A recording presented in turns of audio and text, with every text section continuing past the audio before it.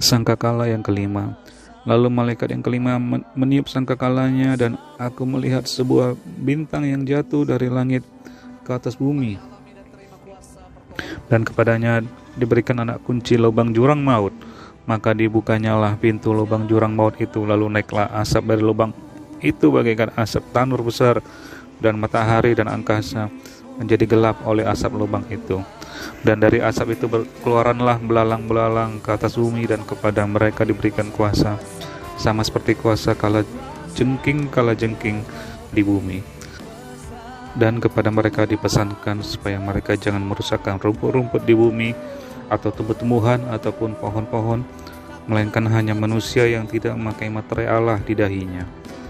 Dan mereka diperkenankan bukan untuk membunuh manusia, melainkan hanya untuk menyiksa mereka 5 bulan lamanya.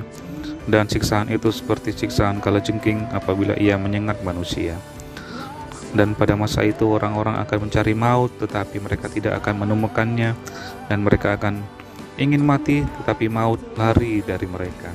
Dan rupa belalang-belalang itu sama seperti kuda yang disiapkan untuk peperangan, dan di atas kepala mereka ada sesuatu yang menyerupai mahkota emas, dan muka mereka sama seperti muka manusia, dan rambut mereka sama seperti rambut perempuan, dan gigi mereka sama seperti gigi singa, dan dada mereka sama seperti baju jirah, dan bunyi sayap mereka bagaikan bunyi kereta-kereta yang ditarik banyak kuda yang sedang lari ke medan peperangan. Dan ekor mereka sama seperti kalajengking, dan ada sengatnya, dan di dalam ekor mereka itu terdapat kuasa mereka untuk menyakiti manusia 5 bulan lamanya. Dan raja yang memerintah mereka ialah malaikat jurang maut, namanya dalam bahasa Ibrani ialah Abaddon, dan dalam bahasa Yunani ialah Apollyon. Celaka yang pertama sudah lewat, sekarang akan menyusul 2 celaka lagi. Ayat ke-13, sangkakala yang ke-6. Lalu malaikat yang ke-6 meniup sangkakalanya, dan aku mendengar suatu suara keluar dari keempat tanduk mezbah emas yang di hadapan Allah, dan berkata kepada malaikat yang ke-6 dan memegang sangkakala itu, lepaskanlah keempat sang malaikat yang terikat dekat sungai besar Efrat itu.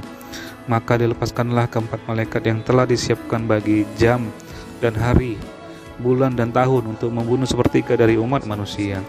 Dan jumlah tentara itu ialah 20.000 laksa pasukan berkuda. Aku mendengar jumlah mereka. Maka demikianlah aku melihat dalam penglihatan ini kuda-kuda dan orang-orang yang menungganginya.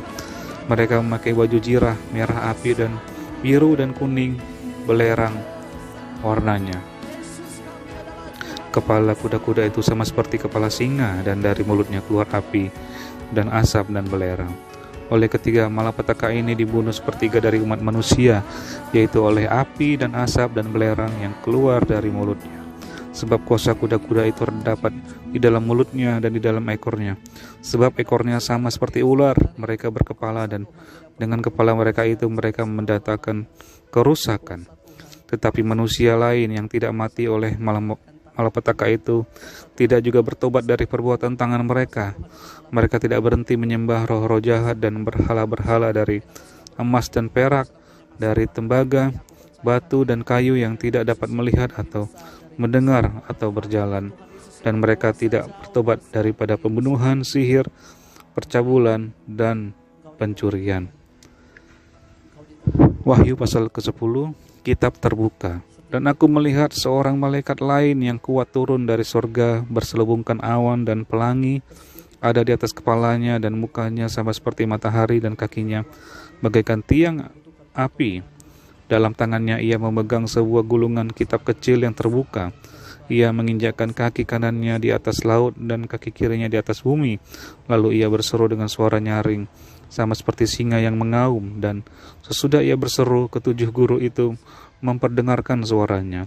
Dan sesudah ketujuh guru itu selesai berbicara, aku mau menuliskannya, tetapi aku mendengar suatu suara dari surga berkata, meteraikanlah apa yang dikatakan oleh ketujuh guru itu, dan janganlah engkau menuliskannya. Dan malaikat yang kulihat berdiri di atas laut dan di atas bumi mengangkat tangan kanannya ke langit. Dan ia bersumpah demi Dia yang hidup sampai selama-lamanya, yang telah menciptakan langit dan segala isinya, dan bumi dan segala isinya, dan laut dan segala isinya, katanya, tidak akan ada penundaan lagi. Tetapi pada waktu bunyi sangkakala dari malaikat yang ketujuh, yaitu apabila ia meniup sangkakalanya, maka akan genaplah keputusan rahasia Allah seperti yang telah ia beritakan kepada hamba-hambanya, yaitu para nabi.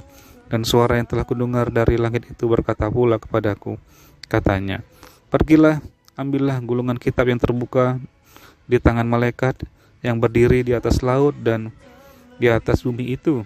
Lalu aku pergi kepada malaikat itu dan meminta kepadanya, supaya ia memberikan gulungan kitab itu kepadaku. Katanya kepadaku, ambillah dan makanlah dia.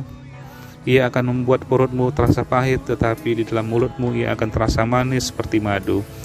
Lalu aku mengambil kitab itu dari tangan malaikat itu dan memakannya. Di dalam mulutku ia terasa manis seperti madu, tetapi sudah aku memakannya, perutku menjadi pahit rasanya.